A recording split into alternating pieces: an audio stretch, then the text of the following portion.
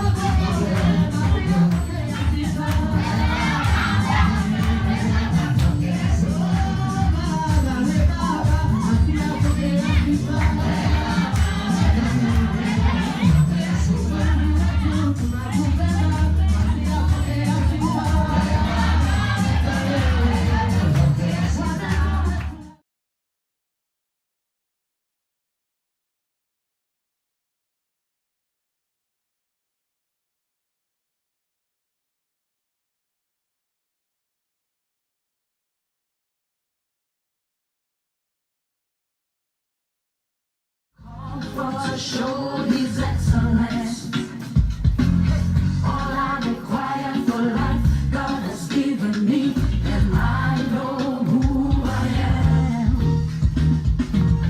We are the chosen generation, we're called for to show His excellence.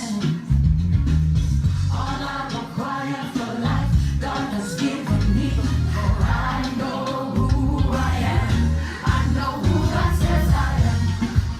He says I am, where He says I am, I know who I am. I know who God says I am, what He says I am.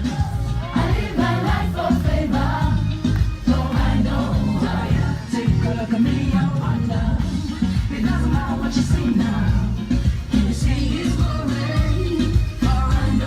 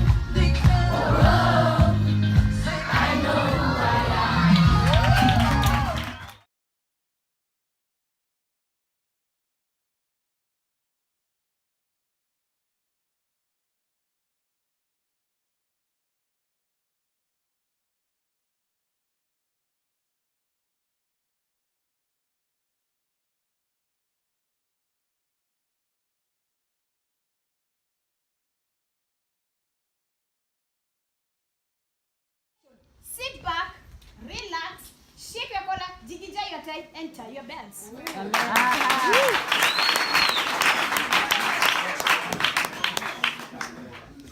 We are here. Indeed, we are here. We are here with a message to deliver. Some may take it as a joke. Listen keenly to this message. We are here. Indeed, we are here. We are here with a message to deliver. Lend us your ears and hear the thoughts of our woken girls. Gone are the days of self-present pride. Beauty is not food. A girl must be principled. That's why we are here. We are tired of your flatteries. Your words lack substance. You refer to us, baby girl, honey, sweetheart, shit. In your songs, you call us painkillers, mosquito nets, jabelingalinga, We are here. We are here to tell you we've woken up. That's why we are here. We are here and we are here. We are bright to leadership. Leadership is not a preserve of men. We are also capable of governing our nation. Yes. Don't you educate the whole nation? When you educate a girl, look, whom do you see? Mama Linda. Oh, yes. That's why we are here. Girls have filled up all universities. Rachel Omamo, National Defense Force KDF. Pamela Odhiambo, our Migori County Women Rep. Madam Jack, Fule teacher.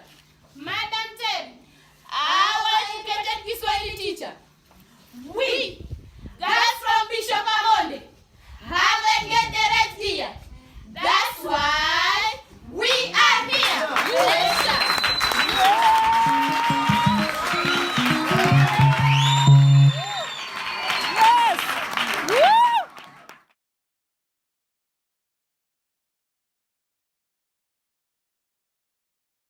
For me and my wife Pamela to talk about our lives. Ok en gima yot ne an kaachiel kod jaoda Pamela mondo wawuo kuom ngimawa. We are very reserved. Wan jok ma okano maling'ling'.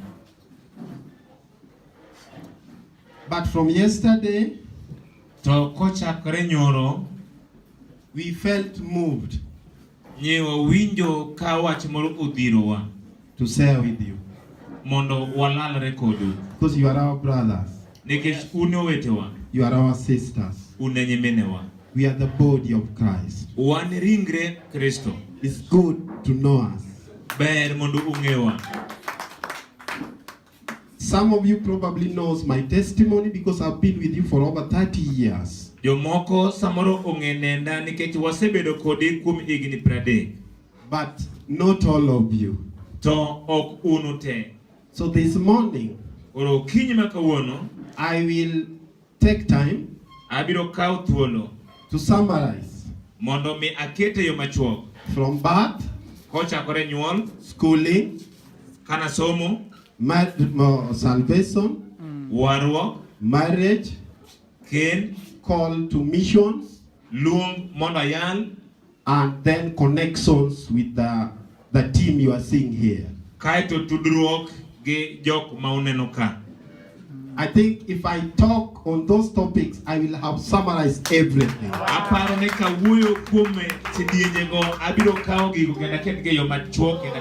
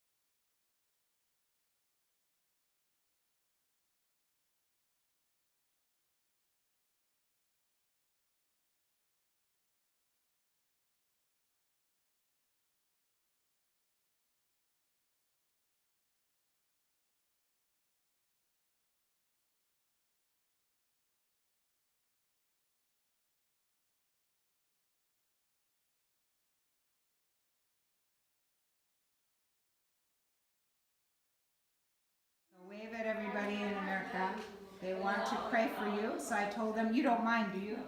That I take, because they want to pray for you. Yeah, you're not shy. You'll wave for them, right? Yeah. Yeah.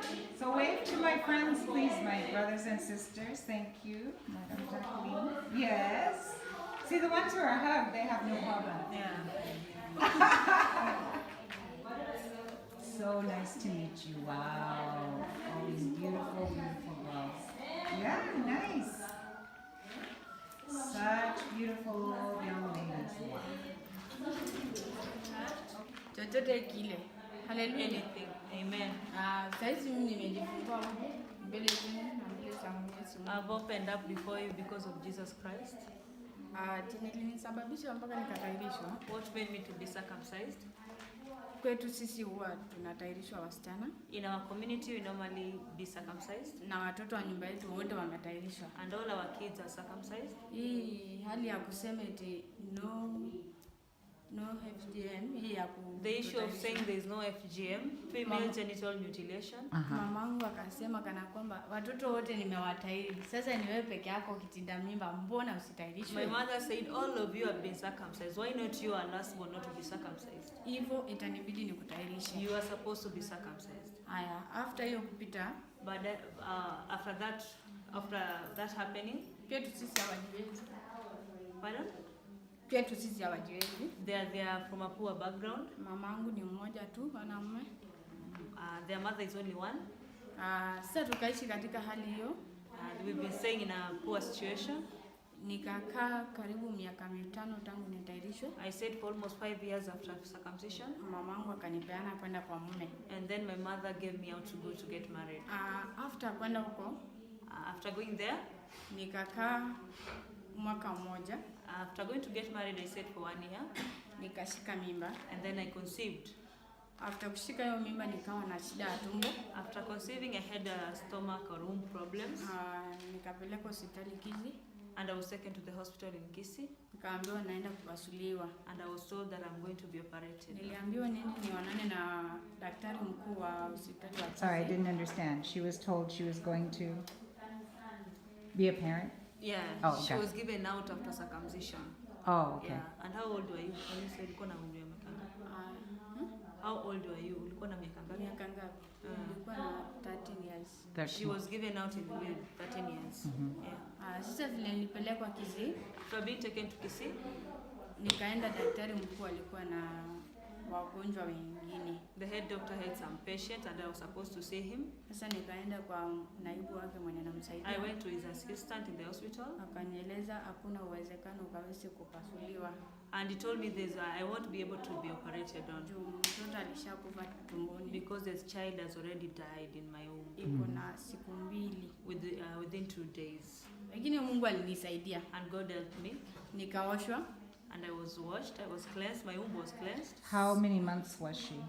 Ulikuwa na miezi ngapi ukiwa na mimba? Nilikuwa na miezi 4. She was 4 months pregnant. Sasa nikatolewa hospitali. I was discharged. Nikarudishwa nyumbani. And I was taken back home. Mamangu hana kitu ambacho ataweza kunipa. My mom had nothing to give me. Niko mgonjwa serious. I was seriously sick. Madawa zinahitajika. I was supposed to take drugs. Pesa hakuna. There was no money. Chakula hakuna. There was no food. Hivyo ni ndugu wa mama ndiye anakuja kunisaidia. A relative of my mother was the one who was helping me. Ndio anakuja pengine akiwa na pesa kidogo anaenda nanunulia wimbi. He used to come whenever he has a little money, he could buy for me millet. I think millet flour. Nikakunywa uji mpaka nikawa. And I took a lot of porridge until I became somebody. Sasa vile nimepona. So when I was cured, tena mama anataka kunirudisha kule penye nimetoka. And my mother was like, she wanted to take me back to marriage again. Ndugu wake akasema, and the brother said, hakuna uwezekano urudi huko wakati ambao ulikuwa mgonjwa ulirudishwa kwa nyumbani. There's no need for you to go back, and yet when you are sick you are brought back home. Ukiwa mzima unahitajika tena kurudi. And when you are well you are supposed to go back. Mbona? Why? Sasa kufikia hapo, from there nikaambiwa na mama niende kwa uncle Kilgoris. My mother told me to go to my uncle in Kilgoris. Aliniita. She called me. The uncle called you? Yes. My uncle called me. Sasa akanieleza eti naja kukuweka shule. My uncle told me I'll take you back to school. Kumbe chenye ananiitia niende niwe maid wa watoto wake. I didn't know she was calling me to go and be a housemaid for the family. Vile nimefika huko, When I reached there, yeye anataka akae, he just wanted to stay. mimi ndio naenda kutafuta chakula. I was the one who was going to look for food. Kulia manguo. I washed the clothes. Sasa nikimaliza, After I'm through, hakuna cha kusema unapumzika huko nyumbani. you can't say that you are tired and you need to have a rest. Kazi yako saa 12 mpaka saa 12 ni kazi. You are always working from 6 a.m. in the morning to 6 p.m. in the Saa evening. moja ikipita bila kukula, hiyo ni makosa, unachapwa. At around 7 p.m. without food, you are to be punished when there is no food in the table. Haleluya. Hallelujah. Sasa ndio nikaja tena nyumbani, So I returned back home nikapatana na Pastor Paul. and I met Pastor Paul, Huwa nimeokoka tu sana, and I'm always saved kwa sababu penye nimepitia because whenever I'm from, ni kwa neema tu, ndipo it's because of the grace of God. That's why si I'm kwa here. sababu ya upendo wako, It's not because of my own wish. iliani ni kwa sababu ya neema. It's because of the grace of God. Sasa vile nilirudi nyumbani nikaja kwa Pastor Paul, So when I went back home, I went straight to Pastor Paul, akanieleza kuna semina ambayo iko kwa Bongo and he told me there's a seminar in Agongo, na itakubidi twende na wewe. and it will force us to go together. Tukaenda Bongo, And we went to Agogo, tukaenda tukaimba pale, and we went and sang there, tukafanya service vizuri. and we did the service well. Vile tulimaliza mkutano, After we are done with the meeting, ilikuwa siku ya Jumapili, it was on a Sunday. mama mmoja akajitokeza. Another woman just emerged from the congregation. Tulikuwa wasichana 4, We were 4 girls, akatutenga mbali na watu kidogo, and she separated us from the rest of the congregation, akatuambia and she told us, mbona mka hapa na shule imefunguliwa? why are you here and the schools are opened? Tukamwambia sisi hatukwangi shule, And we told her we are never in school. tunaongea tu kimatani. Yeah, we are just talking as if you're joking. Akanieleza And she told us, wewe hautarudi kuanzia saa hizi, and she told us that you, I mean her, she'll not be able to go back. kesho ni Monday, Tomorrow is on Monday. unafaa kuwa darasani. You should be in class. Hivyo Mungu akipenda kukubariki anapitia kwa mwanadamu. And God, when God wants to bless you, He must bless you through a human being, your fellow Mungu man. yeye habagui. God doesn't discriminate. Ndipo sasa nikamuomba huyo mama, So that's when I asked that woman wakaongea na Paul, to talk with Pastor Paul, wakapeana namba za simu, and they exchanged their contacts, mpaka nikapeana namba za mamangu, and I gave out my mother's phone number, wakachukua picha. and they took my passport. Sasa kanieleza kila kitu ni kwake. And Paul said everything is upon him. Vile tulirudi nyumbani, And when we went back home, pastor tena akapiga simu, the pastor called again, the bishop, akamwambia Paul, and told Pastor Paul, wale wasichana warudi shule yangu, sio kwa yule mama. those 4 girls should go to my school in Migori, not to that other woman. Sasa ndio tukapangiliwa, So that's how we were planned, tukakuja. and we were brought to this school. Ni mimi tu kati I yao. see you 2 people arguing. Nakumbuka penye sisi tumetoka. I remember where I'm from. Najua wengine wenu si matajiri. I know most of you are not rich, Wengine wenu ni matajiri. and some of you are rich in Lakini the Mungu family. yeye habagui. But God does not discriminate. Mungu hana maskini wala tajiri. God doesn't have a poor person or a rich one. Na kitu. When you have something, Ukiona mwenzako akikujia usimwambie unitokee si unataka. when you have something and a fellow has come for help, don't tell him that you don't have anything. Hujui jinsi Mungu atahesabu. You don't know how God can change your life. Kwa hivyo So, sasa hivi niko hapa kwa neema. and right now I'm here through the grace of God. Na kila kitu ambayo mimi nataka au nikikosewa na chochote naenda kwa madam. When I lack something, I go to madam. Kwa sababu hata nikisema nyumbani hakuna siku, hakuna mpaka aende kwanza mamangu. Whenever I go, I call home, there's nothing that I can get from Kwa home. hivyo madam ndio mamangu saizi. So madam is my mother right now. Nikiwa hapa niende mzazi. When I'm here, she's my mother. Napo kule niende anajua. The way I eat, she knows. Napo lala ni yeye. The way I sleep, she always knows. Hivyo That's why Mungu akawabariki. God blessed them. Thanks. Calm down, please.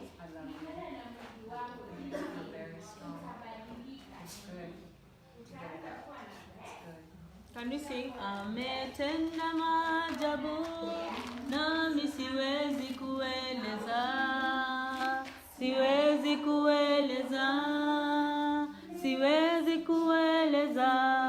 Ametenda maajabu nami nami siwezi kueleza.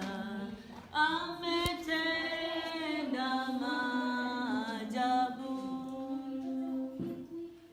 ametenda maajabu, nami siwezi kueleza, siwezi kueleza, siwezi kueleza. Ametenda maajabu, nami siwezi kueleza, ametenda maajabu. Praise God. Praise God again.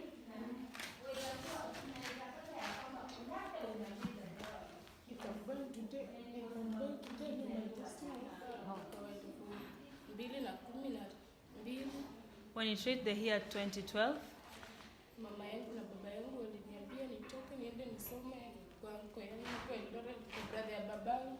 my parents told me to go to Eldoret to go and learn there in my uncle's house. Na vile nilitoka kwetu When I got from home, nilienda kusoma na Walanji. I went to learn with the Nandis, the Kalenjins. Na brother ya babangu huyo And my uncle, alikuwa anapigana na watu wa Al-Shabaab huko Somalia. my uncle was involved with the Al-Shabaab fighting in Somali. Na vile nilienda sasa huko kwa shule yenye nilipelekwa, When I went to that school that I was going to learn in, ni mimi pekee ndio nilikuwa Mjaluo. I was the only Luo in that school. Sasa vile nilikuwa mdogo, And the way I was little, nikapata watu wakubwa wakiwa kwa hiyo kwa darasa la 5, I got very big people in class 5.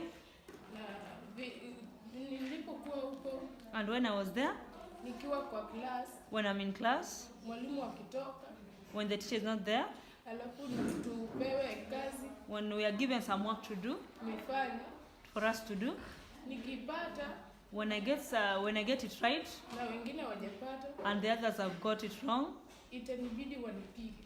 it will force them to punish her. Wananiuliza penye nimetoka. They were asking me where I'm from. Nikirudi nyumbani jioni, When I go back to home in the evening, ninasema I'll tell them. na bibi ya brother yangu The wife of my brother, hakuwa anachukua hatua yoyote. she wasn't taking it with much seriousness. She was taking it lightly. Nikimwambia, When I was telling her my problem, ananiambia nioshe watoto, she'll tell me to bath the kids, nipike, for me to cook, nitandike nyumba. spread the house and clean it up. Akirudi, When she's back, kila kitu iko sawa. when she's back, she'll find when everything is in order. Nilikaa hivyo, I said that way nikafika darasa la 6. up to class 6. Nilipita, I passed well, wakaniambia siwezi kaa class 6. and they told me I cannot go to class 6 Juu nimeshinda class 6. because I'm above class 6, Nikatolewa, and I was transferred, nikapelekwa kwa class 7. and I was taken to class 7. Nikakuwa hapo, And I sat there. I was 13 years old. Mm-hmm. Nikakuwa tu nikaanza kuongeza bidii kwa masomo, And I was working extra hard in my education, na nilikuwa ninakumbuka wazazi. and I was remembering my parents. Sasa vile tulikuwa tunafanya mtihani, When we were sitting for the exams, nikakuwa namba 2, I became number 2. na mwalimu mkuu The head teacher of the school aliuliza penye ninatoka, asked me where I'm from. nikamwambia ninaishi na brother ya babangu kwa camp ya Yeah, and I told him that I'm staying with my uncle in the barracks. yes. Then when I went up, vile nilirudi kwa nyumba, When I went back home, alipigia huyo mama simu, she called that woman, alafu alienda shuleni. and then they went to school. Vile alienda shuleni, When she went to school, aliambiwa vile ninafanya shuleni. she was told how I'm working hard in school. Vile nilirudi kwa nyumba, When I went to the house, nilishinda mtoto wake. I defeated the own child in education. Hiyo sikukula. That day I wasn't given food. Hakufurahi na mimi. She wasn't happy with my Nililala hard kwa work. jikoni. Pardon? Nililala kwa jikoni. She slept in their kitchen. Hakupenda. She didn't like me. Akaniambia She told me, hakuna venye ninaweza kushinda mtoto wake na there's no way I can defeat his own child in school, our own child in school. alikuwa ananiweka na kazi nyingi. She was giving me a lot of work. Sina saa ya kusoma. I didn't have time to get to my books. Nikirudi tena shuleni When I'm back to school, huwa ninakuwa na huzuni. I was very sad in school Ninapigwa na kila mtu. because I was being punished with everybody. Walikuwa wakubwa sana. They were bigger than me. Sasa ilikuwa sasa 2015, It was in the year 2015, brother ya babangu alikufa kwa Al-Shabaab. and my uncle died in Al-Shabaab fight. Walikuwa wawili. There were two. Mmoja alikuwa anafanya kazi huko Gilgil. One was coming from Gilgil in Naivasha, Sasa alikuwa anatoka hapo Eldoret. and my uncle was from Eldoret. Sasa ilipofika siku ya Jumamosi, And when it reached on Saturday, akapiga simu usiku she called at night eti tumuombe, for us to pray for him. Al-Shabaab wamefika karibu. And the Al-Shabaab are nearer. Sasa bibi yake hakutuambia eti ni wamesema, My uncle's wife didn't tell us what the husband has told her. akatuambia twende tulale. She just told us to go and sleep. Kuamka asubuhi When we woke up the following day, akatoka, she left. sisi tukaenda shuleni. And we went to school as usual. Kurudi nyumbani, When we went back home, hiyo kambi ya waaskari ilijaa na watu, the barrack was full of people kwa sababu wamama bwana zao walikufa wengi. Sasa because women, their husbands passed away, wakaanza kulia, and they started wailing. hatukuambiwa chochote. We were not told anything. Tukakula tukarudi shuleni. We ate and went back to school. Tulipofika Jumapili When it was on Sunday ndio tunajua is when we knew watu walipigana na Al-Shabaab, that my uncle was involved with the Al-Shabaab, na yeye ndiye aliuliwa ya mwisho. and he didn't make it out from the war. Ndio yeye ndiye alikuwa kiongozi. He was their leader, Alafu wengine and the others walichoma. were burnt. Sasa hatukwenda shule, We didn't go to school. ilikuwa Jumapili. It was on Sunday. We were at home. Wazazi wangu walikuja My parents came pamoja na ndugu zangu together with my siblings na relatives. and some relatives. Tuliambiwa We were told, tukae tutulie. we were just told to stay there and mourn. Ati wengine hawajakufa. Some people are not dead. Vile sasa ikafika Monday, When it was on Monday, walienda Nairobi. they went to Nairobi. Kufika huko From there, wakaambiwa Wakenya they were told that Kenyans, watu around 250 around 200 soldiers, waliuliwa were killed, na hawakupatikana. and their bodies were not found. 15 15 of them walichukuliwa na Al-Shabaab. were taken with the Al-Shabaab, Alafu 20 and 20 of them walifungwa kwa miti. were taken to be captives with the Al-Shabaab. Sasa ilipofika Thursday When it was on Thursday, wakarudi nyumbani. they came back home. Tulienda tu shule, We went to school as usual tulikuwa mtihani. because we had examinations. Sasa vile sasa watu walikuwa na matanga, Because we had a funeral, hao ndio walikuwa wanatusaidia kwa familia yetu. the people were helping us in our family. Baba yangu alikuwa mgonjwa My father was sick. when his brother was being buried. Wakati ndugu yake alikuwa nazikwa, Baba yangu alikuwa hospitali. my father was in hospital. Mama yangu alikuwa hospitali. My mother too was at hospital. Na brother zangu wengine watu hawakuwa na furaha. People were not happy, including my siblings, Vile wao ndio walikuwa wanatusomesha. because my uncle was the one in charge of our family. Tangu wakufa Since he died, ninaishi na watu I'm just staying with people ndio nisome.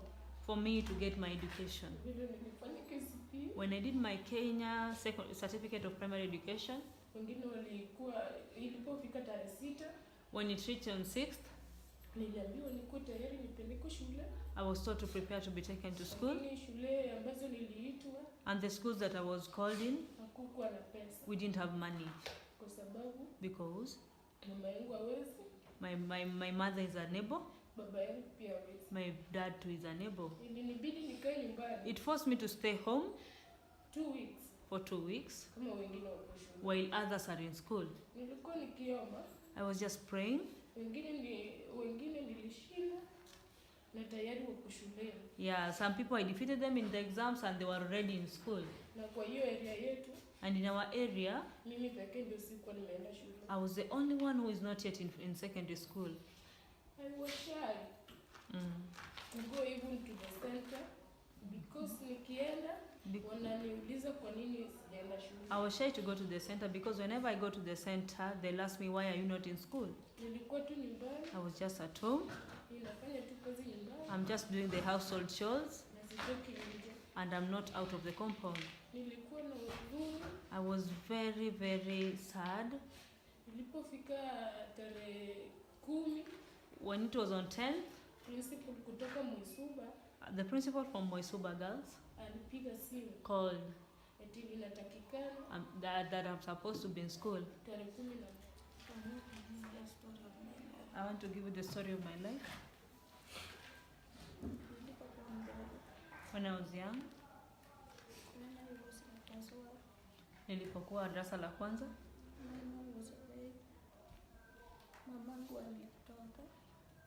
my mother separated from us, not by death, she just went. Tulitengana na dadi. They divorced with my dad. By that time, During that time, yes. Can you speak English? Can you speak English? It would be very helpful. by that time, I was in class 1. We were 7 children. The firstborn boy was not at home. He also went away. He dropped out from school. The second-born girl also dropped out from school. He got married to a person from Rongo.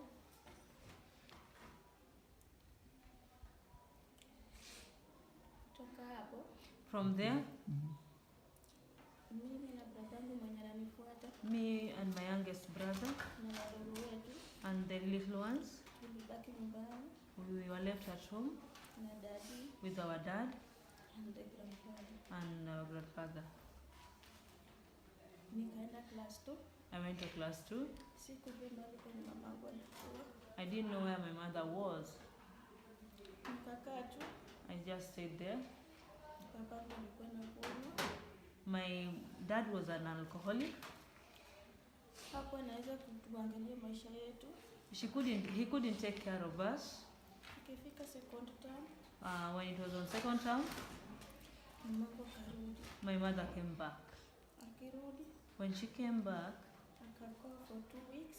she stayed for 2 weeks Pia wakatengana. and they separated again. Akaenda akaishi kwa sister yake. She went to stay with her sister Nikamfuata.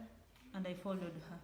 Nikamwambia And I told her, siwezi enda shule juu ya school fee. I can't go to school because of the school fees. Akaniambia nirudi.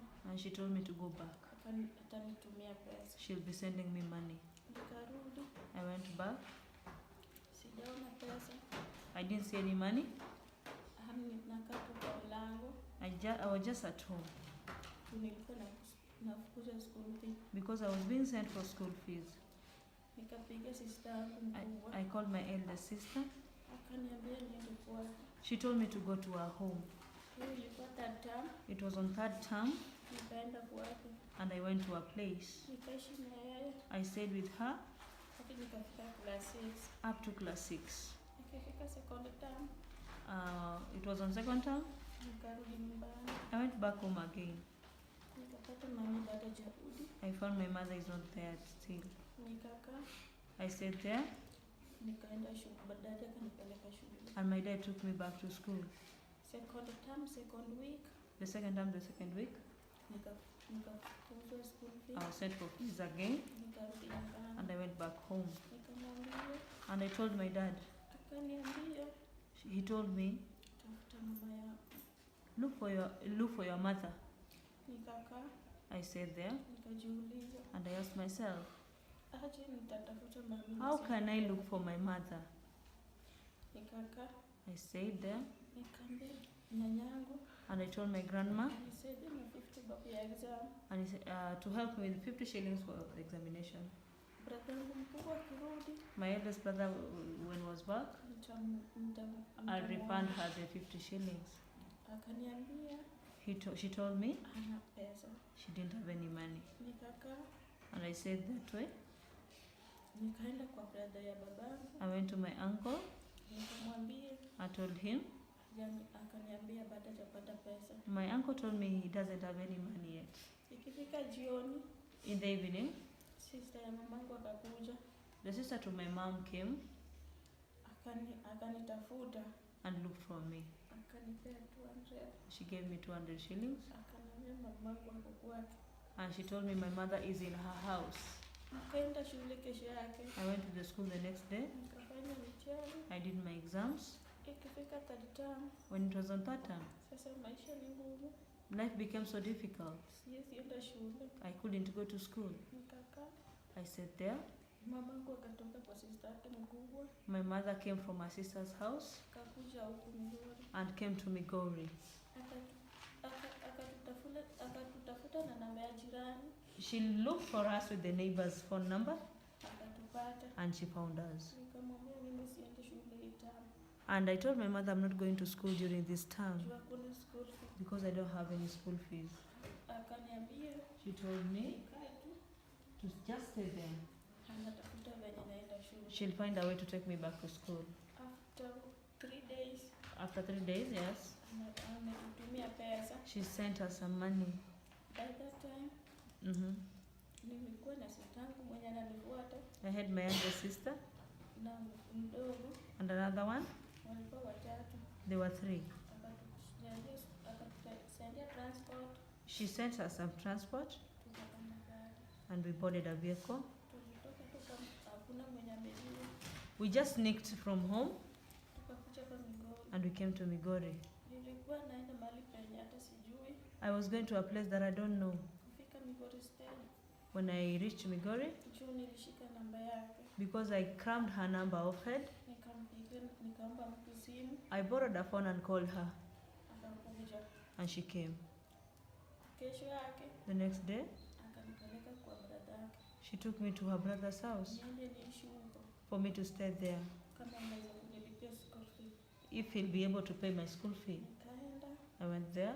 nikakaa 2 days, I stayed there for 2 days. nikaona kuna mabadiliko, I didn't see any change. ni madharau tu. It's just underestimation. Unafanya kazi hadi saa 6, You're just working up to 12 noon unaamka saa 10, and you're waking up at 4 in the morning. unafanya kila kitu, You're doing everything. ndio unaenda shule saa 1. Is when you go to school at 7. Hiyo siku nilikuwa nasoma huko primary, I was in a primary school. kaenda hivyo. It just went on that way. Ikifika Friday, When it reached on Friday, nikajificha kwa hiyo nyumba, I sneaked out of my uncle's house. nikaenda kwa mamangu, I went to look for my mother. nikamwambia kenye nafanyika. I told my mother what's going on. Akaniambia nivumilie. She told me to be patient. Nikamwambia siwezi, And I told her I cannot be patient, basi niache shule. or else I can just quit. I can just drop out of school. Akaniambia nirudi, She told me to go back, nikarudi, and I went back. nikakaa 1 week. I stayed for a week. Friday On a Friday ilikuwa saa 10, at around 4 p.m., nikaamka, 4 a.m. I woke up. nikachukua vitu zangu, I took my things. nikaenda kwa mamangu. I went back to my mother. Sikuambia mtu. I didn't tell anybody what I'm up to. Ikifika kitu kama saa 11, When it was around 5 in the morning, nikaenda shule. I went to school. Nikaenda hivyo nikaishi na mamangu hadi nikafanya KCP. I stayed that way until I did my Kenya Certificate of Primary Education exams. Wakati mamangu hakuwa na kazi, That time my mother was jobless. alikuwa anafanya tu mtu. She was just doing the small jobs around. Kufanya KCP, After KCPE, mamangu dadi akatutaka nyumbani. my dad needed a room. Tukaenda nyumbani, We went back home. tukakaa We stayed there. all of the December, ilikuwa 2015. It was in 2015 December. Tukaenda tukakaa. We stayed there. Hiyo day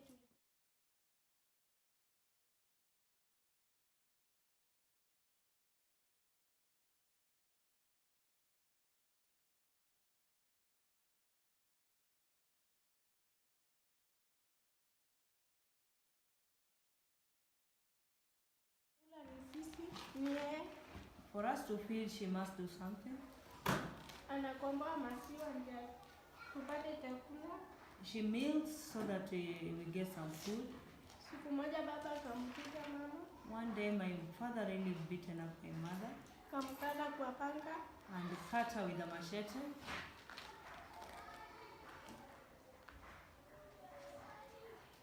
Kapeleka hapa Migori. Akaletwa Migori hapa. My mother was brought to Migori. Wakampiga kwa kioo. Wakampiga kichwa kwa kioo. And they knocked my mother with a mirror. Wakamwambia panga imeingia mfupa. Oh, they did a body scanning for my mother, and then they realized that she had a bone fracture. Sasa vile akarudishwa nyumbani. She was taken back home. Tena kuna kijana mmoja tena akamdunga ndugu yangu hapo. And a certain boy pierced my brother's forehead. Mdogo sana. A little boy. Akakufa. And my brother died. Baba akaendelea tena hivyo. My father just continued with his behaviors. Hatutipii karo. My father didn't pay for us school fee. Na anamwambia mama enda kwenu. And was abusing my mother still. Sasa mama akafanyaje awache sisi au twende nao. My mother was wondering whether she'll take us with her or she'll leave us behind. Sasa inabidi tu tukae huko nyumbani. We were just supposed to remain home. Tuvumilie tu. So that we persevere. Well, mama akiwa kwao. Because when my mother is at their motherland. Anaenda Kianja hapo kwao. My mother went to Kihansha in their mother's place. Na anatuletea vitu yani anatusiagia unga. And she will grind for us maize flour. Tunafuata kwao kwenda kulete. And we'll go to their home, to my grandmother's home, to go and fetch the unga. Tukituma school fees. And when we are being sent for school fees, tunaenda kwao. We'll go to our grandmother's place where my mother is. Kulete karo ya shule. So as to bring the school fees. Sasa siku moja Paul akaniambia. Now one day Pastor Paul told me. Utaenda shule ya Migori. You'll go to Migori school. Sasa baba alikuwa anataka kukataa. And my father was kind of disagreeing with Pastor Paul. Nikamwambia nitaenda tu. And I told Pastor Paul I'll go. Tukakuja na hao madada zetu. And I came with my sisters who are here. Sasa tukafika hapa. And we reached here. Tukakaribishwa. And we were welcome to this school. Na hatujakuja na vitu yani. We didn't come with anything for the boarding school. Tukakaa wiki moja. We stayed for a week. Madam akatuambia. And Madam told us. Muende nyumbani mfuate vitu. Can you go home and look for essential boarding items? Mimi nilikuwa nafikiria nitaenda kumwambia nani. And I was wondering whom will I tell that I need boarding essentials. Nikaenda tu kumbembeleza mama. And I went to beg with my mother. Kamwambia enda tu ukope pesa. Mom, can you just go and borrow some money? Akaenda. And she went. Aenda kwa dada yake. She went to her sister. Akaenda kumwambia nisaidie kuna pesa. And she asked the sister to borrow her some money. Dada yake akamwambia. And the sister told her. Usinirudishie, enda kufanya shopping nayo. Don't refund me the money back, just go and use it. Akanifanyia shopping nikakuja. My mother did for me the shopping and I came back to school. Nawapenda, Mungu awabariki. I love you all, may God bless you. Katika familia yetu. In our family.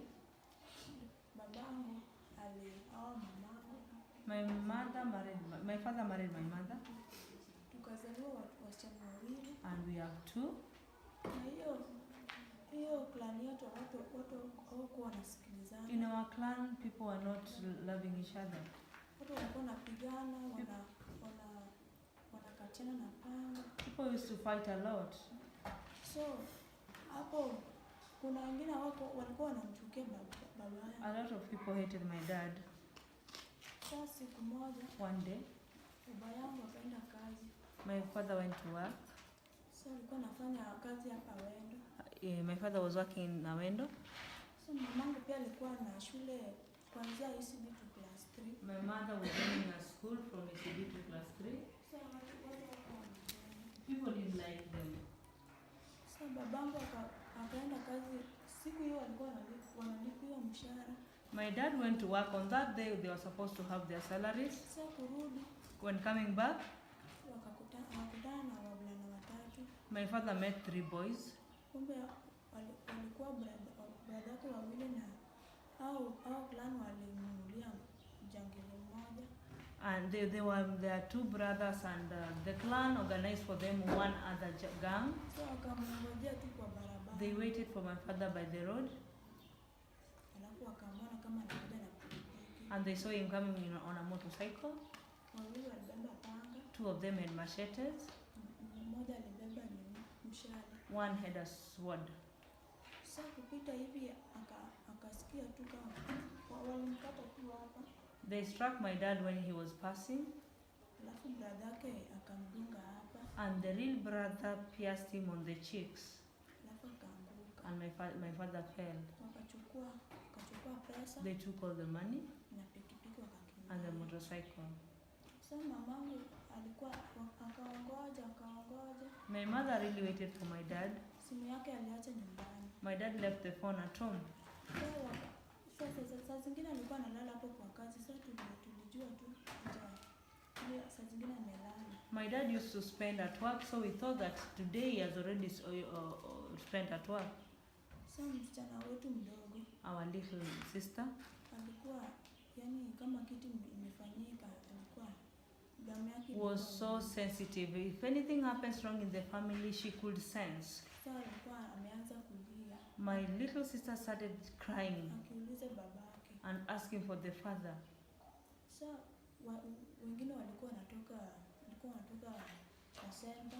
People were coming from the center, Kakutana na babangu kama amelazwa juu kando ya mtaro. and they found my dad laid by the road, Wakamtolea nguo, and they had already removed off his clothes, kabaki tu uchi. and he was naked, Wakapiga nduru, and they screamed. watu wakakuja. They weighed a lot, and people came. Mamangu akafaint, My mother collapsed, ndio alipelekwa mchana. and that's how my dad was taken to the mortuary. So akazikwa, alafu ikapita 3 months. After my father was buried within 3 months, Mamangu saa alikuwa na stress nyingi. my mother had a lot of stress. Gari ingine baba yangu aliacha. My dad left a car. Sasa kuna mtoto mvulana mwingine alikuwa anaendesha na analeta maji kutoka ziwa hapa Lake Victoria. There was a boy who was given that car to drive. He used to bring water from the lake, Sasa mvulana mwingine akamkujia mamangu. and a certain boy came to my dad, Akamwambia to my mother. unaundiwa deal wewe, hii gari hutaona hapa tena. People are organizing on how they can do away with you, and you'll never see that car again. Sasa vile alitoka shuleni, When my mother was coming back from work, from school, kumbe alipita dawa. there was some kind of witchcraft and what have you were placed on the road. Sasa kufika nyumbani akaanza kulia tumbo. At home, she started complaining of stomach pains. Sasa analia tu akilala tu kwa floor. She was crying while rolling on the floor. Hakuna mwenye alimshughulikia. Nobody took care of her. Sasa mimi I kaanza kulia kwa started crying aloud. Mwanangu walikuwa huko Soriko Kenya. My grandma was sorry, okay. Sasa nikatafuta simu, I looked for a phone. nikampigia na nyanya. I called my grandmother, Wakapeleta gari, and they brought a car wakamchukua. and took my mommy. Tukachukuliwa, We were taken. mwalimu mwingine hapo akatuchukua, akatupeleka kwake. A certain teacher from the school took us to his home. Sasa tulikuwa tunajificha usiku, We were hiding at night tunaenda hospitalini. and we were sneaking out at night and going to the hospital. Tulikuwa tunalia hapo We used to cry so much, na tunafukuzwa tena tunarudi. and we were being chased from the hospital and go back Huyu home. mama alikuwa anatugonga, The woman used to abuse us a lot, lakini tulivumilia. and we really persevered. Sasa siku moja mamangu kumbe alikuwa anapeleka operation. One day my mother was being taken for operation. Alikuwa anafura, saa zingine anafura. She was just swelling anyhowly, Sasa alipelekwa and she was taken kupata tumbo. to be operated on. Alafu akapata hapo nyoka ndani They found a snake in her belly na nguo zingine kama zimewekwa. and some clothes tied in her belly too. Nguo zetu Some of their clothes na nguo za babangu. and some clothes for the dad. Sasa akapelekwa, alafu akamaliza 1 week kama akutu mzima. She took around 1 week when she has recovered. Tulikuwa tumezoea tu tunajificha, tunaongea na sawa alafu tunaingia. We were used to sneaking and then we are talking to the watchman and we'll be allowed to enter in the hospital. Sasa tukafanya hivyo, tukaanza tu kulia. We did that so for a long time until one day we started crying. Mamangu hakuwa anaweza, alafu akawekewa oxygen. My mother couldn't do anything and until she was given the life support machine. Hakuna mtu alikuwa anamwangalia. Nobody was taking care of her. Sisi ndio tunaenda tunamwangalia. We were the ones who take care of our mother. Nyanyangu ndiye alikuwa akunaye hapo hospitalini. My grandmother used to stay with her in the hospital, Nyanyangu pia aliogopa. and my grandmother became scared. Sasa hapo nyumbani At home, watu wakakuja, yani wezi people came, thieves. In a circle. Like this, so we have enough room. Yeah. Okay. Wow. This is great. So let's give God the glory, okay? So if you don't mind, you could repeat after me. Okay? Heavenly Father, we thank you for this time of great healing. We thank you for this time of great healing. And time to open up our hearts to you and our sisters. Please continue to heal my heart. And to help me stay open and courageous. Help me stay open and courageous, And to follow you first in my life. and to follow you first in my life. I give my life to you again today. I give my life to you again today. Use me as you want to for your kingdom. Use me as you want to for your kingdom. I receive your love. I receive your love. I receive your grace. I receive your grace. I receive your strength. I receive your strength. And I thank you so much And I thank you so much for what you've done for us. for what you've done for us. Help us continue to help heal one another. And to continue a great healing to make a stand in Kenya. Make a stand in Kenya. Make us stand in Kenya. For Jesus Christ our Lord and Savior. For Jesus Christ our Lord and Savior. And you will lead us in a great place. And you will lead us in a great place. We thank you and praise you. We thank you and praise you. In Jesus' name. In Jesus' name. Amen. So, give the Lord a clap.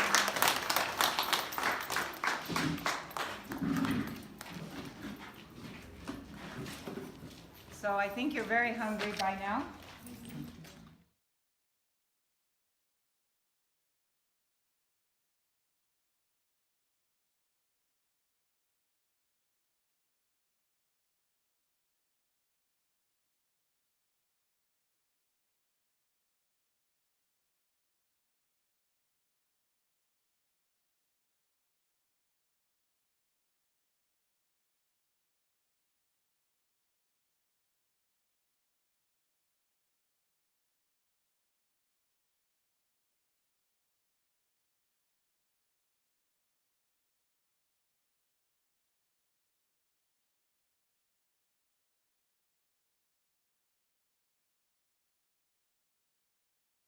mondo wageng'go gik moko ma kata ka ng'ato dwa fwenyo ni in gi chandruok moro tiketo gimoro ageng' moro mondo kik nere ni nitie gima pek mikaloe. And we realize that we need all to receive healing in our soul woundings. Ne wayudo ni kuom adhonde ma e ngima wago dwaro ni mondo wayud kaka de wachanggi. Praise God. Pak God. We saw that in Romans chapter number 8, Ne wayudo ni kitabu mar Jorumi 8 it says that there's now no condemnation to them who are in Christ Jesus. wacho ni koro onge bura kuom jogo man kuom Kristo Yesu. There are now no condemnation to them who are in Christ Jesus. Wacho ni koro mane momiyo koro onge bura kuom jogo man kuom Kristo Yesu. And today we have gone ahead To kawuono wasedhi mbele and we were able to identify the 5 enemies of our soul. ne wayudo kawuono wadhi nyime mwayudo jasigu 5 mag chunywa. Ask them if they remember them. I taught them yesterday. Yeah, you taught them yesterday also? See if they remember. Yeah, the 5 forms of abuses that we normally Oh, not abuse. Enemies of the soul or abuse. and we saw that this today we were able to see the 5 forms of abuse. Oh, good. Yeah. So today we went through the 5 forms of abuse. Ne wawacho okenge 5 mag hinyruok ma wayudo kata migepe 5 mag hinyruok ma wayudo e chunywa. And I know we can remember some of them. Aparo ni kuonde mane wantie go wanyalo paro gi moro ka moro. Who will give me one of the forms of abuse?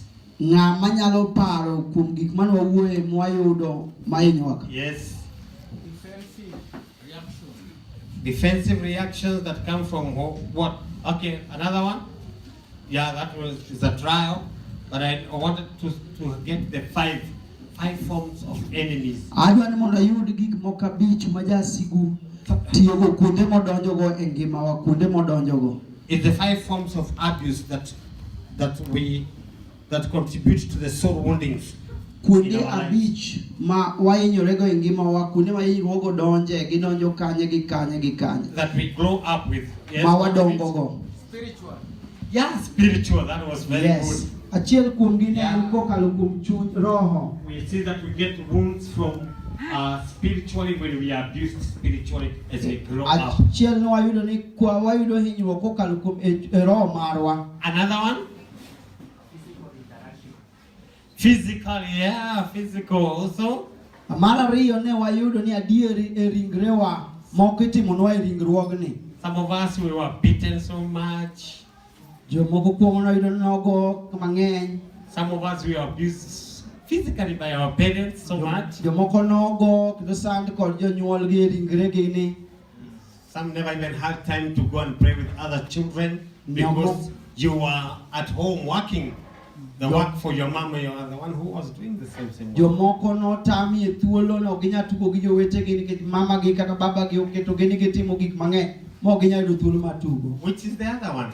Mane kendo. Oh yes? Oh yes, sexual abuse also. Watch that. Watch motenore kod nindruok. And people try to hide that because it seems so shameful. Ji temo mondo mi ogeng' mano nikech ji nene ka gima wich kuot moko onego pim. And we hide that, we grow with that wound in our lives. We don't want to tell any person. Wayudo ka mago gik mwadongo go to wawacho ni mano gima ok wanyal pimo ne ji. And let alone it brings some problem in our lives, in our marriage life. To mano wayudo ni achien odhi moketh ngimawa kata ngima mar keny marwa mwadonjo. Okay, the other one? Machielo kendo ng'ama nyalo paro. Yes. Emotional abuse. Yeah, we saw that also we get more wounds from emotionally. Ne wayudo ni kendo wayudo adhonde mang'eny ei paro marwa. And women are so good in releasing their emotions than men. Ni e gima chando paro ahinya joma mine yot mondo mi ogol onyuse moloyo joma chuo. Because women can cry anytime to release the pain of the emotions. Joma mine kaka ige wang' to ginyalo ywak matek mondo mi gigol gima chando gi cha. But men we have learned to be hard in Africa. We are told be hard, don't cry. To kaka ng'ama dichuo ne owachne kija Africa ni bed ka dichuo otemo bet matek ma ok odwa no nyusi. You must be a man. in nyaka ibed dichuo ka dichuo nyon piny motegno. When Geoffrey was going through circumcision, he was told, don't even say, "Eh." Sama ne itero Geoffrey e pala mar manyangu ni kone ni nyon piny chung ka dichuo ok ywagi. Mas lazima ukae ngumu kama mwanaume. Nyaka ichung kendo ibed motegno kaka ng'ama dichuo. Otherwise, ladies will run away from you, man, if you cry. Nikech nyiso ni ng'eni ka iywak to nyiri biro ringo weyi te. And those pain, instead of releasing them, we harbor them in our souls, and they are very dangerous. Kuro gik malit ma wakalo go mondo mi wagine kar golo gi oko to waketo gi gidonge iwa koro gibedo gima medo mana kanore. When our emotions are damaged, Koro sama pachwa no odhi mokethore kata winjo marwa, then you can be sure you'll hear some strange stories. Kendo bang'e ibiro chako winjo sigeni moko magalagala ngimawa. That you had the wife burned the husband. Ibiro winje weche moko ni dhako ma kama nowang'o chuore ot. See, you had even in Nyeri, the women are removing the transformers. These are just emotional. Ung'eyo gima timore Nyeri. I mean, they are pain. Ung'eyo gima timore Nyeri ni joma mine tinde odok golo transformer mag chuogi. They are part of emotional. Mago gik mowuok kuom gima lit mokalo e chunye ka. Amen. So, the last one. Mogi. Yes. Mental abuse. Yeah, we also pass through mental abuse. Ya, kendo wakalo e chandruok mag gimitimonwa, makosa mitimonwa e pachwa. When negative words are spoken into our lives. Ka weche moko maricho owachi e ngimawa kata ikonwa weche maricho. And teachers, you are supposed to be so careful in this area. Because you spend a lot of time with these young ones. Koro wacho ni joma jopuonj mondo ung'iane ahinya wang'ayoni nikech une At this time as I speak, I feel I'm healed. From the teachings that I've heard from our brother John,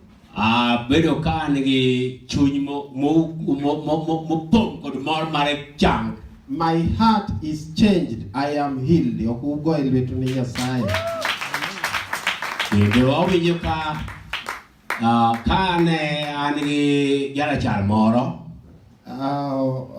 Now what I'm feeling,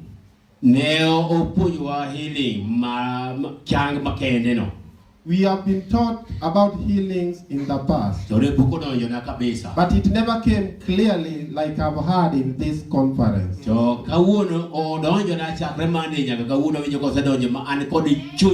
Today I am healed and I can understand what healing is. Yeah. Thank you, God. God bless you. Go with the professor.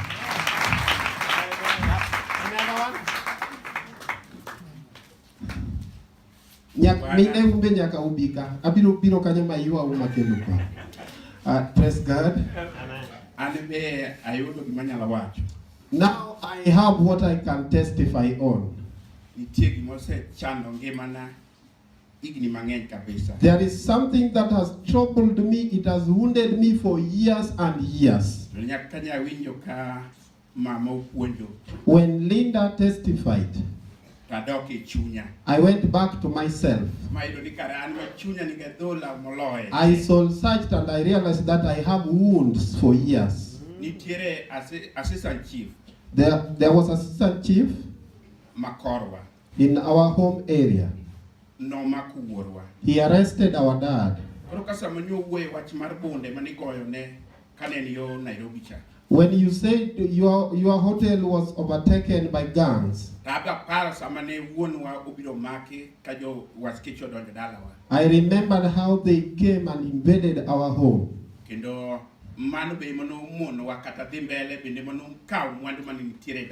that made me not even to go to secondary school because all the wealth went. I remembered that. That assistant chief all along, wherever we could meet with him, I don't need him. When I see him coming this way, I go the opposite direction.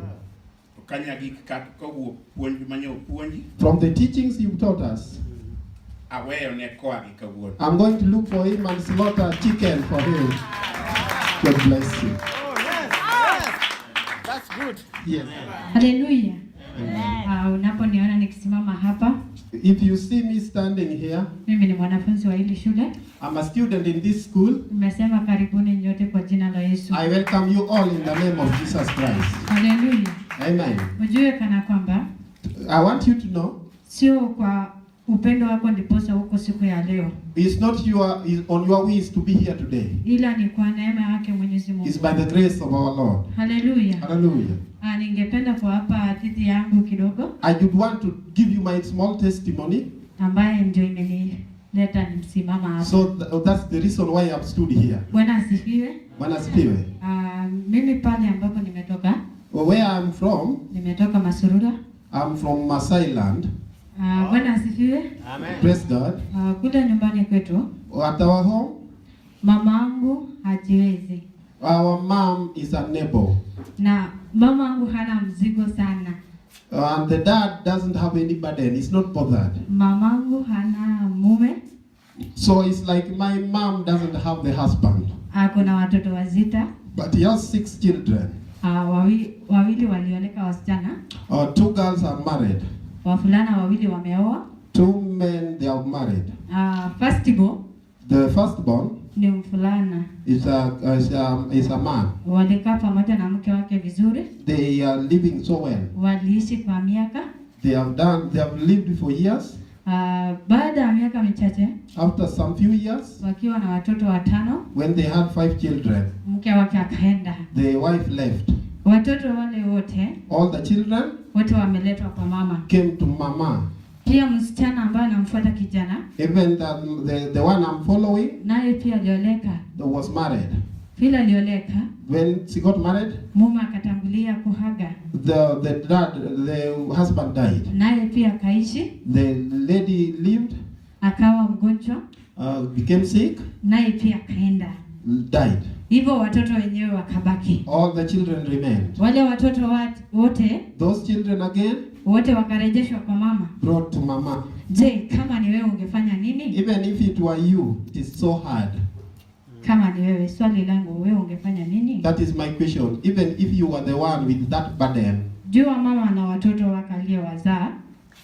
You know, a lady can have the children they have given birth to. They are biological. Tena ameongezewa misigo mara 2. And then you are added on top of what you have. Na huyu mama ni mjane. And you are a woman with no husband. Hallelujah. Hallelujah. Lakini kwa sababu ya Mwenyezi Mungu, But because of the love of God, ndiposa mimi niko siku ya leo. that is why today Kwa sababu ya neema. I am here because of His grace. Kwa sababu ya neema yake. Because of His grace. Ndiposa niko hai siku ya leo. That's why you see me here today. Mimi jinsi nilivyo hapa, The reason why I'm here, penye nimetoka si ukuwa shuleni. where I came from, I was not going to school. Lakini sasa hivi niko shule kwa neema ya Mwenyezi Mungu. But right now I am schooling because of the love of God. Niko hapa kwa sababu Baba, niko hapa kwa sababu ya Bishop. I'm here because of Bishop. I didn't know you. Oh my God. I am here because of the Bishop. Honestly, I didn't know her. Ambaye Mungu amemtumia kunielimisha. God has used him to educate me. Tulikuwa na seminar pale Agongo. We had a seminar in Agongo. Nilikuwa mmoja wa pale. I was one of the people there. Tuliona mkono wa Bwana. And we saw the hand of God. Akitenda miujiza. And we saw miracles. Hallelujah. Hallelujah. Alipitia kwa Paul. And I came with Paul. Ndio tukaenda mkutano. And then we went for a meeting. Baraka ambayo Mungu alikuwa ananiitia pale. And the blessings that God was calling me there. Sio ya kurudi penye nimetoka. I cannot go back where I am come from. Baraka ambayo Mungu alikuwa nami pale. All the blessings that God has prepared Sio ya for me. kunikumbusha yale machungu niliyoyapitia. I cannot remember the past I've gone through. Hallelujah. Hallelujah. Jinsi wewe ulivyo hai. Even now that you are alive. Shukuru Mungu sana. Thank God. Kumbuka Mungu kila wakati. Remember Jesus all the time. Umwabudu Mungu kila wakati. Pray him all the time. Nikikumbuka yale niliyopitia. If I tell you what I've passed through. Nikikumbuka tukiamka asubuhi mama anatupikia uji bila sukari. If I remember how we could wake up in the morning, we take porridge without even sugar. Watoto ni wengi kwenye nyumba. Because the children are too much in the house. Ilinibidi nikatoa wimbo. And it forced me to form a song. Yaani nasikia roho yangu ikibubujika sana mbele za Mungu. And when I remember that, I feel so good in front of God. Oh, hallelujah. Hallelujah. Ningeomba Bishop uniruhusu niimbe hiyo wimbo kidogo. Yes, kidogo. Kidogo tu. Musisi Yesu. Amen. Amen. See, we want to sing. Anyway, I think this is one of the girls from Masai. If she remember what she has gone through and what God is doing, she feels like wanafunzi natumai mnajua. Ningewaomba mkaweze kunisaidia. Mkiketi tu, sio kuja huku. Students, you can back her from where you are seated if you know the song. Hallelujah. Amen. Natumai mtabarikiwa na Mungu. Amen. You will be blessed. Na wimbo wangu nasema, the song says, nimetembea popote mimi, tafuta msaidizi, kumbe msaidizi wangu ni wewe Mungu. Nimeenda huku na huku mimi, tafuta msaidizi, kumbe msaidizi wangu ni wewe Mungu. Nimeenda kwa waganga mimi, tafuta msaidizi, kumbe msaidizi wangu ni wewe Mungu. Nimeenda huku na huku mimi, tafuta msaidizi, kumbe msaidizi wangu ni wewe Mungu. Mungu, Mungu, Mungu.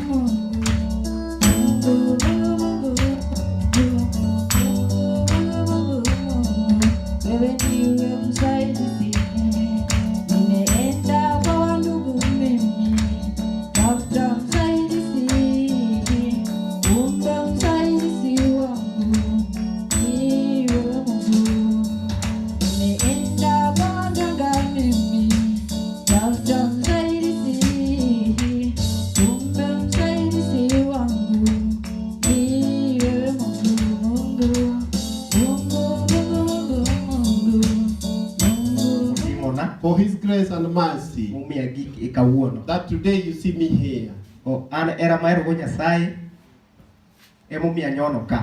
Because of my love to the work of God, that's why I'm here today. I'm healed from my soul today. I've gone through a lot. My years are not that much, but I've seen a lot. I've been wounded severally. And God has helped me.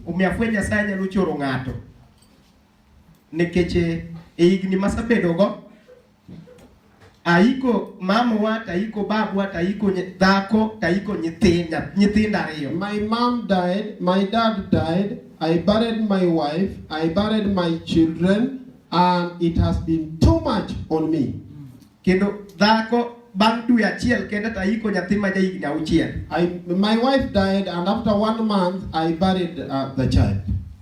To madong kana dhako to adong ki nyathi ma benje dweche auchiel no. And I remained with a young child of 6 months. I used to feed the child through my tongue. Wherever I would go, I was in tears because of the problems. But when Mama Linda taught us, I'm healed from my heart.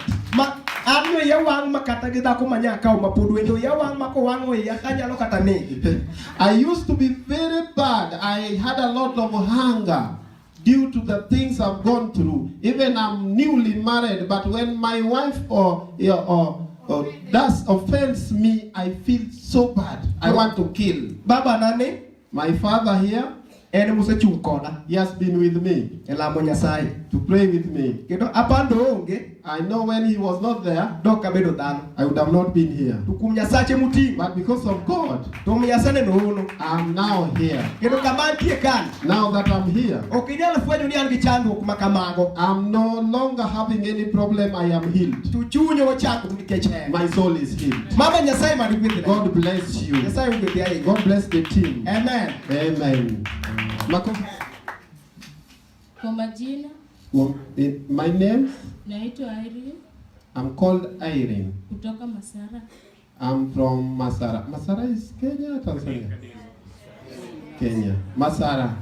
Nimefurahi sana I'm so happy kwa ajili ya Mungu ameniwezesha. for the opportunity that God has enabled me. Sikujua eti nitaenda shule I did not know I would come to school. kwa sababu kwa familia yetu In our families, watoto wa sita we are 6. na kuna mwenye ameenda shule. There is none that has gone to school. Yes. Ukifika form 1 When I was supposed to be in Form 1, kwa watoto wetu wamefika form 1 whenever one of us would qualify for Form 1, wanaachanga shule. they leave, they drop out. Wengine wamefika form 3 Some even tried up to Form 3, wanaacha shule and then they leave. kwa ajili ya Mungu. But with the power of God, Naomba nimalize shule, I'm praying that I may finish my schooling niinue familia yetu so that I can lift our family, kwa sababu hawawezi. because our family is unable. Niko hapa na sijui mwenye ananilipia school. I'm here, but I don't know even who is paying for me. Nimekaa nyumbani I would have been at home. kwa siku nyingi sana. I stayed home for many days. Hata ingekuwa nishamaliza form 4 I would have finished my Form 4 by now. kwa sababu nikienda vile nilitoka kwetu But the way I came from our home, from 2012 2012 hadi siku ya leo up to today, sijarudi kwetu. I've never stepped into our home. Na wasomeshwa I've been educated. na watu tofauti tofauti. Different people have helped with my school fees. Nadhani tu unajua tu vile ukiishi na mtu You know, when you are living with somebody, unajua tu vile you know huwa how challenges. inakuwanga ngumu. You know how challenges are Na there. ninaamini kwa jina la Yesu nitasoma. But I believe I will finish my education. God bless you.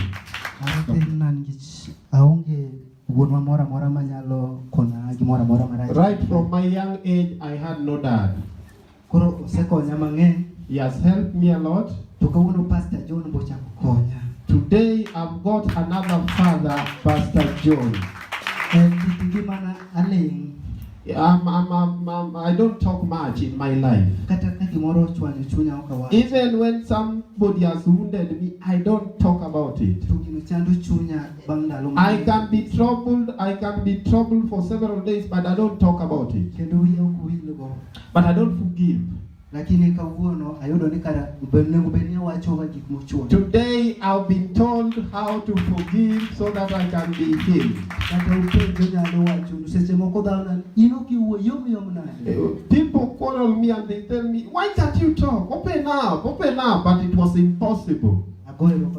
Thank God. Amen. God bless you.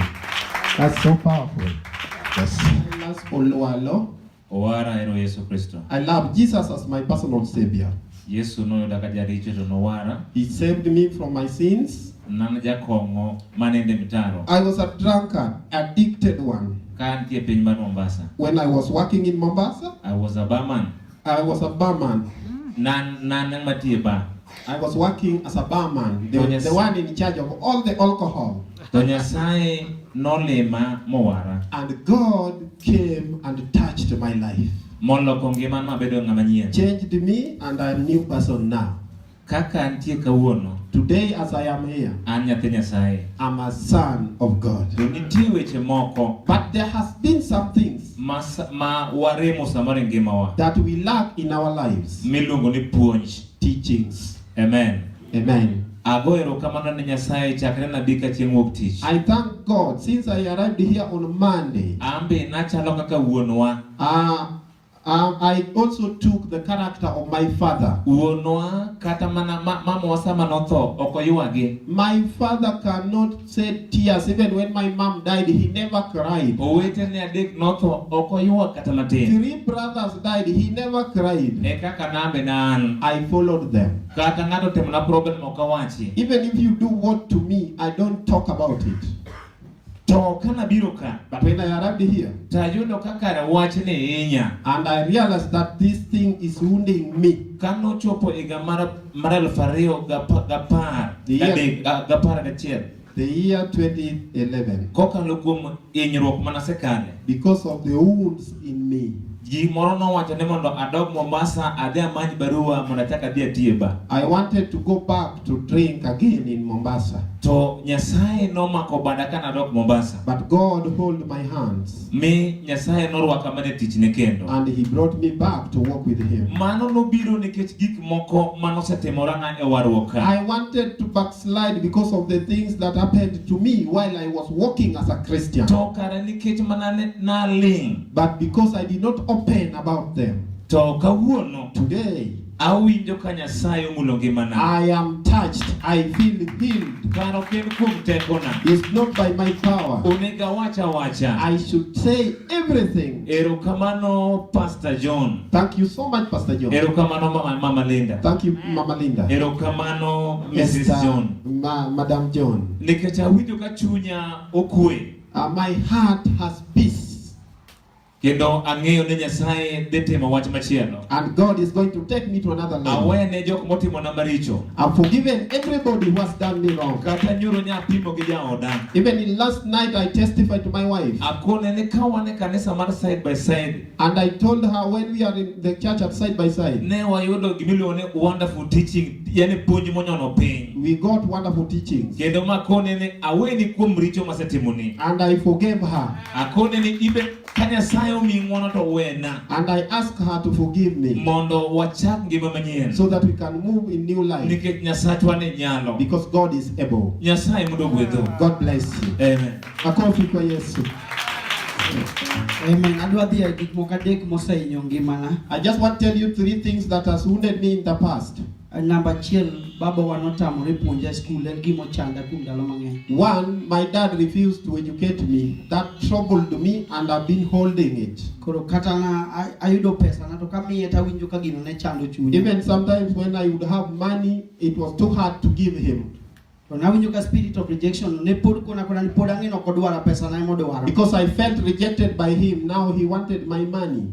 Gimachielo mapok achaka weyo manochwanya. Another thing manochwanyo chunya ko roho mara that annoyed me. Kane atimo form 4 noninga dhi e medical college. After form 4 I was supposed to join the medical college. To kanisa wa maro wara madala no dagi ni ngamo war ok dhi e college mar doctor.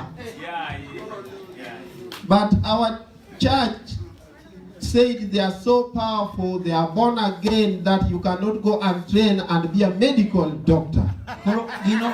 Gino omiyo joga masasa maromo kodi adiri nyimi asai poka wene ginyaka kawuono.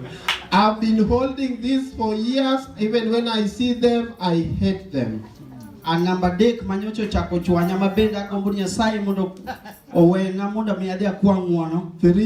The third one, nadok e school matiko school to kane ng'ato nooro na pesa moro mondo adhi achule school fee nadong gi balance. I went to school and somebody sent me some money to finish the school fee balance. Ng'ama na miye 36,000 ne dhi chulo na ochamo pesa na. But the one I gave money to take to the bank did not pay.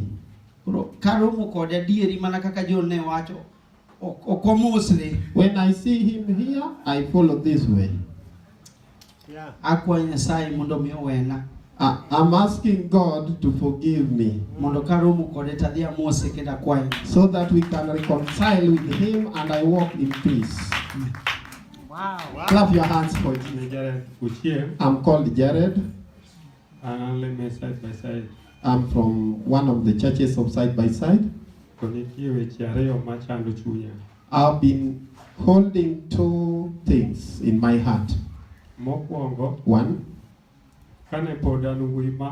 when I was little, I learned how to ride a bicycle. Ndeka no chieng' moro achiel wuora nowacho niya, And one day my dad told me, Jared kaw ndeka ni tergo mama Weliel. take this bicycle and ride your mom to some funeral. Na tere liel machopo kode e tho wuod nyamingi. I took the mom there. Kana duogo, When I was on my way, kanwa gi ridi on the slope, ndika ne afwenyo ni bireko lal. there was no brake. Kaka ne en ng'ama miyo ndika ne ringo matek e rido. Because I was having my mom at the back, Na apoko oaye ewi ndika mogore piny. and my mom fell down. Mano wach achiel machando chunya ne to koro pod ochando chunya nyaka sani ne to dipo nono ni goruok man minwa ogorego piny cha monegi. Because my mom ended up dying later on. So my heart has been troubled. Maybe because of me. Koro mano kawuono ayudo puonjruok kuom Paul. But today, kuom John. Today we have been taught by John. Ka John be wacho ni nitie ng'at moro manowinjo dhi olemne to jomoko nomono lemone ma kodugo to yudo ka ng'ano tho. He went to the hospital to pray with somebody, but he found the Muslim people there and he feared praying, and the sick person ended up dying. Koro ne chando chunye ni to dipo ni lemo manok alemo ne nyamera cha emomiyo tho. So the same way you were troubled with the case, mar ariyo, is the same thing that has been happening to him as well with his mom. An jonyuol nosetho chakre dawa nyaka minwa, nyaka owadwa nyaka nyathina. All my relatives are all dead. My brother, my mother, my father, my children, my wife. Koro ng'ama lit na moloyo manotho en nyathina matin. But amongst all these people, one of them, my younger child, is in my heart too much. Nyathina ne kanotho, Jona bode nobiro mo owuoyo koda. When the child died, one of the brothers, John, came and spoke to me. Ni Jared, kik iywagi michal ng'ama ok owar. That when the child died, one of the church elders called John, went and spoke to him and told him, do not cry. If you cry, you are not born again. Tafwenyo kawuono ni kare ka nitiere gima lit e chunyi to nende iywagi.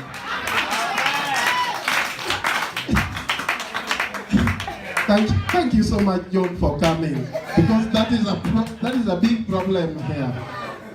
So he has realized today that if he would have cried and released everything, he would have been okay by now.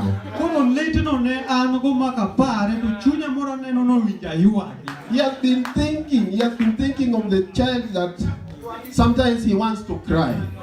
Koro ayudo muono ni kare winjo kake motimi malit to kae ne chunyi to nigi goli. We were taught today that when something is bad in you, you need to release it.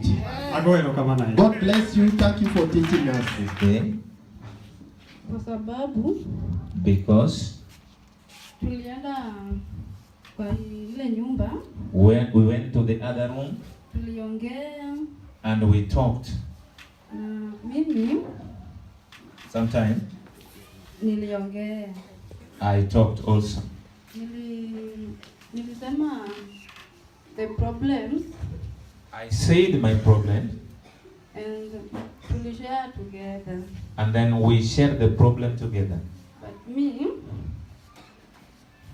Mimi I have a child.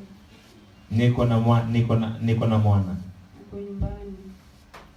He is back at home. Na nilifanya KCSE last year. I did my KCSE last year Na nilipata grade mbaya. and I got a very bad grade. So the principal Kwa hivyo principal, ilikuwa last week Wednesday. it was last week Wednesday, Alinipigia simu. he rang me Akaniuliza, Rema, uko nyumbani? and then he asked me, are you at home, Rehema? Nikamwambia niko nyumbani. Then I said, I'm at home. Alafu akaniuliza, unaweza kuja shule? Then he asked me, can you come to school? Nikamwambia mwalimu, naweza kuja lakini babangu ana pesa. Then I said to her, I can come, teacher, but my dad does not have any money. Akaniuliza unaweza kuja kwanza na form 3. And then she asked me, can you come and begin from 3? Nikasema yes. Then I say yes. Akanambia She told me, unaweza kuja saa hii. you can come now. Nikamwambia saa hii sina pesa. And then I say that I don't have money now. Ikifika Thursday, When it was on Thursday, tukakuja hapa na mama yangu. we came together with my mom, Tuliongea, and then we talked. alafu akaniambia nirudi Sunday. And then he said to me, come on Sunday. Hiyo Sunday nikamuuliza mwalimu nani atanilipia fee? And then on that Sunday, I asked the teacher, who is going to pay for me my school fee? Akaniambia wewe kuja usome. And then he told me that you don't worry, just come and study. Hata saa hii sijui mwenye ananilipia fee. And even now, I don't know who is paying for my school fee. Na lakini nasoma. But I'm in school. Hata kama nilifanya KCSE last year, When I did my KCSE last year, sina aibu eti nimekuja form 3 za wenzangu watanicheka sijui nini. I'm not ashamed because I've gone back to Form 3 and maybe my neighbors and my colleague are going to laugh at me. Lakini nashukuru Mungu. But I thank God in all. I don't, what is serious is I don't know who is paying for my school fee even now. Naomba Mungu I'm praying God alinilinde that He may guide me hata huyo mtoto wangu and together with my child. ni msichana. She is a lady. Anaitwa Nazlin Tamasha. She's called Naslin Tamasa. Asante. May God bless you. Come on.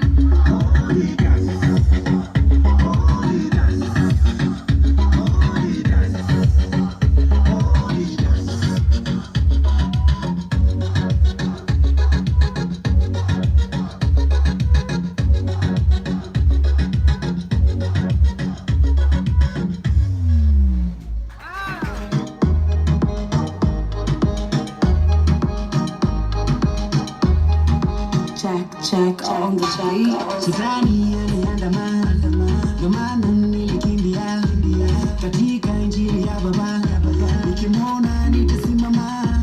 Shetani aliandamana, ndio maana nilikimbia katika injili ya Baba, nikimwona nitasimama. Wanipa nguvu kama Samson, na niko na uwezo kama Solomon. Nina dance kama David, na niko na imani kama Abraham. Shetani amejaa mjini, niko na Yesu, hawezi nitisha mimi. You have just a small rainstorm. I don't know if you can hear it, but I've never been around non-stop thunder, but it's literally non-stop thunder. And it's already rained like 1.5 inches in 40 minutes, maybe 30 minutes. And the streets were all flooded. It was interesting getting back to our hotel. Actually, the wind has calmed down a lot since a little earlier it was gale force wind, tree branches going everywhere. It's rainy season here.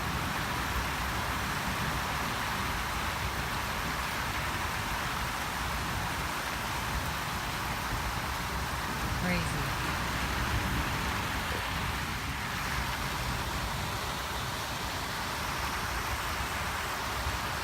And we'll see when it stops and be praying. Well, we're praying. You won't see this.